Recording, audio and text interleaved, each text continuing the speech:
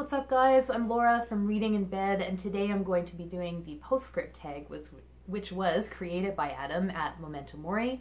I think it's going to be a really nice note on which to end my channel for the foreseeable. Now I am coming back in spring, and if you're interested in the details around my hiatus, I will link to a post on my blog where I kind of lay out what I'm planning and why and all that kind of thing.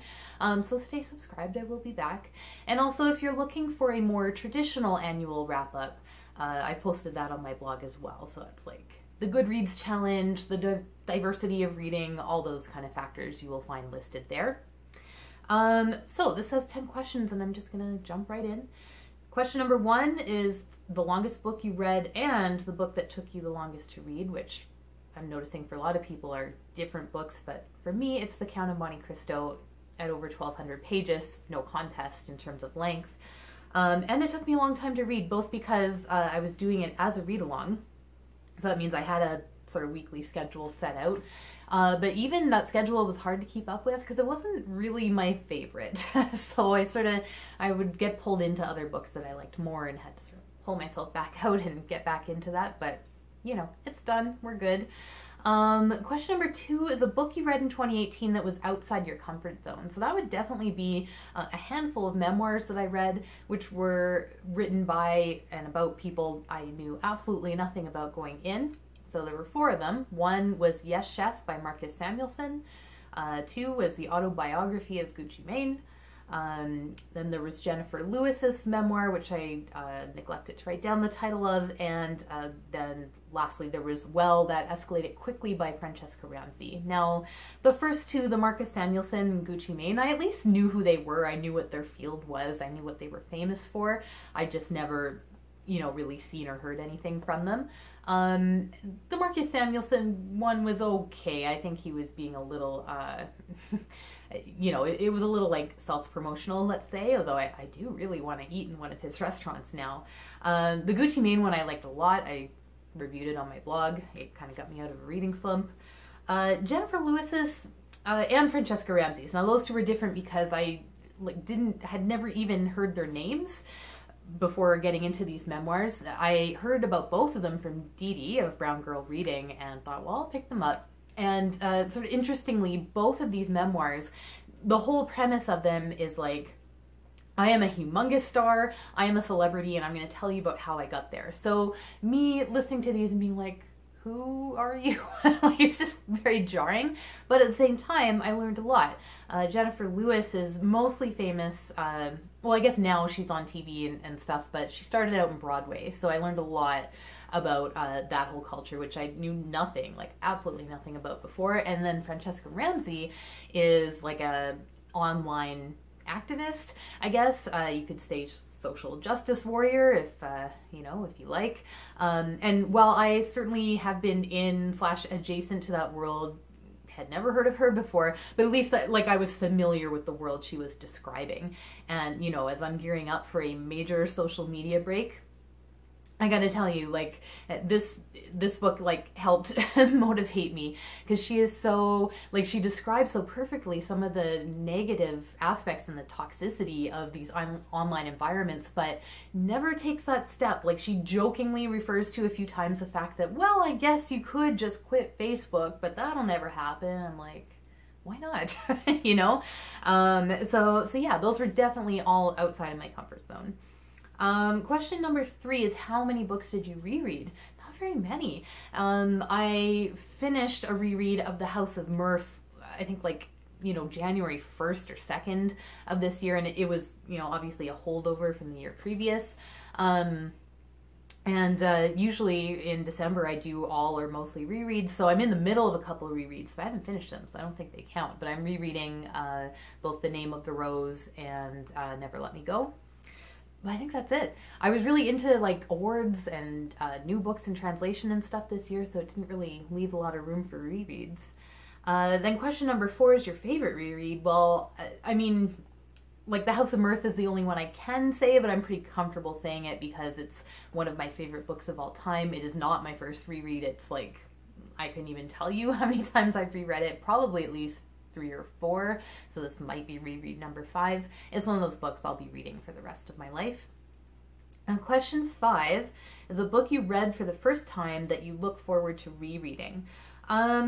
So a couple that came to mind were The Idiot, as well as My Year of Rest and Relaxation, and that's because both those books, for me anyway, were very sort of quiet and contemplative reads. They weren't plot driven, like really neither of them actually have much of a plot at all. So for me that makes it a good reread because it's not, you know, it doesn't matter that I know how they end because that's not really the point. The other one I noted down was Songs for the Cold of Heart by Eric Dupont. Now I don't actually own it. I read a library copy, but I want to get my own copy so I can reread it. Now that's a different beast because it is quite plot driven, but you know, I always compare it to John Irving, and I've reread several John Irving novels several times, so I'm thinking it will stand up to repeated reads as well. Question 6 was favorite short story or novella. I read a lot of novellas this year, but I've already talked about them here and on the blog, so I didn't want to go too far down that road here, so I'm going to talk about short stories. Did not read that many short story collections, but by far the best one I read was In the Twilight by Anton Chekhov. I mean, duh. And so I was looking through the table of contents, and the stories that really stuck out to me were Agafia, I'm not sure if that's how you say it, and Misfortune, which are both basically about women who get dickmatized, to use the term from Delisted. But yeah, it's like about sexual obsession and infidelity, and in one, the man in it is like sort of a weird sex cult figure, like he's almost like a Rasputin kind of figure. And I forgot to look up if the story was written sort of before or after. Probably before. I can't remember when Chekhov died. Anyways, doesn't matter. And then the other one is a more standard kind of infidelity, sort of Anna Karenina vibe. But yeah, they're both like very, I don't even know what the word is. They stuck with me, let's put it that way. And I also just love about that collection, a lot of the other stories are all named things like an event, a trivial occurrence, a bad business. Like he's so understated. Anyway, awesome collection. I mean, I don't really need to convince you about Chekhov, do I? Question 7 is called Mass Appeal, a book I'd recommend to a wide variety of readers. So I have a couple answers for this. A couple of books that I recommended this year very widely are An American Marriage and Bluebird, Bluebird, neither of which are my favorites, but they're sort of go-to recommendations when someone asks me what should I read next, and I know they're not really a big reader. So like they're more in the commercial realm, let's say they're faster paced, they're contemporary, they're, you know, compelling plots, that kind of thing. So they're easy recommends for me to make. For when people who are like a little more literary minded, let's say, ask, I'm reaching towards a couple that I already mentioned in my rereads, The Idiot and My Year of Rest and Relaxation, especially for both of those for people who are my age, kind of that in between Gen X and millennial generation, because both are so specific to those age groups, I feel.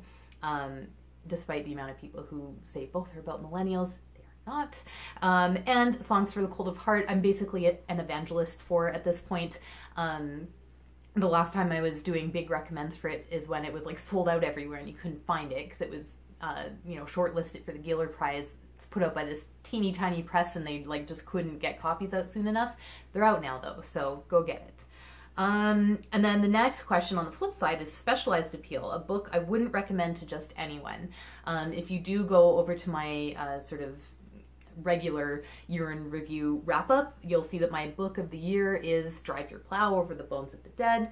I just have my little art copy here.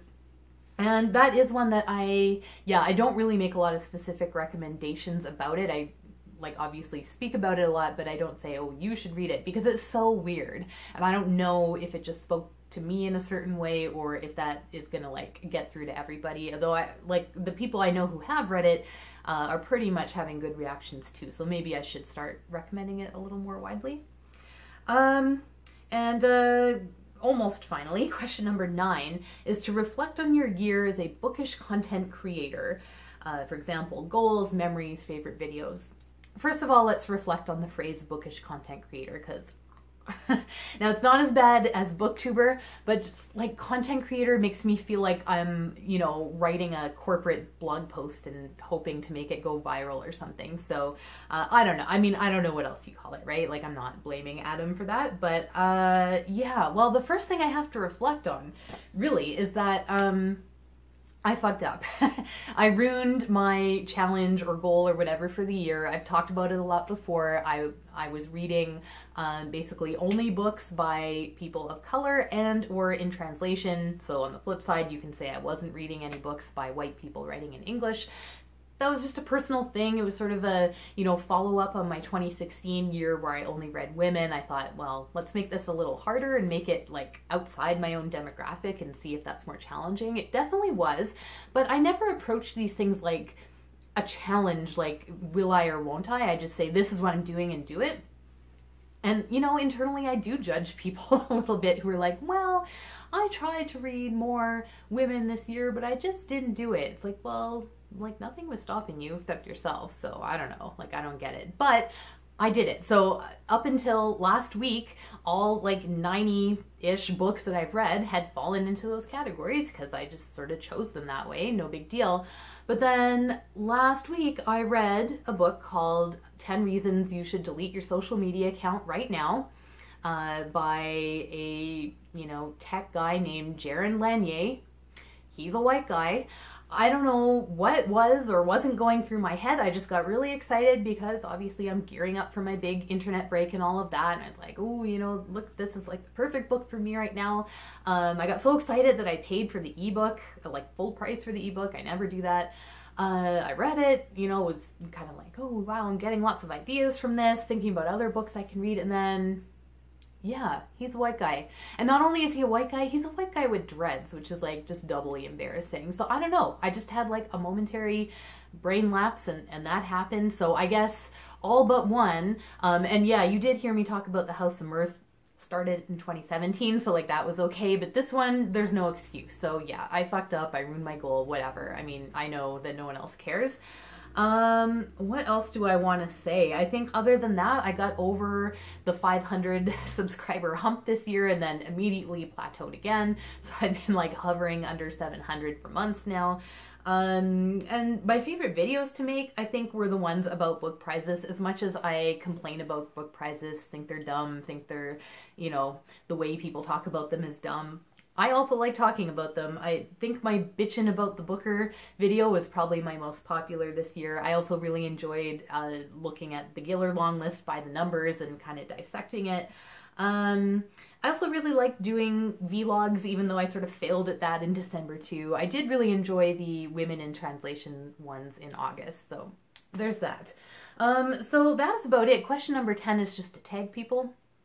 I didn't check to see if these people have been tagged. I just looked at who I've been sort of commenting back and forth with lately. So I am going to tag That's What She Read. I'm going to tag Rick from Another Book Blog. I'll tag Marc Nash. I will tag Tootight Lautrec, who just came back from her own hiatus. I will tag An Enthusiastic Reader, a newer booktuber, Peg, the Book Prize Addict, Dee Dee from Brown Girl Reading, and Anne Logan. So that is it, and this is me signing off. Tomorrow is the big day where I sort of turn off the data and Wi-Fi on my phone, and well, after downloading a bunch of podcasts for my kids, because that's the only way they go to sleep. But yeah, so I'm shutting it down completely for 2 weeks, and then I'm staying off social and blogs and YouTube and all that for a further 3 months. So I do very much expect to be back here and on the blog in April, so stay subscribed, don't do anything too crazy, and I will talk to you guys then.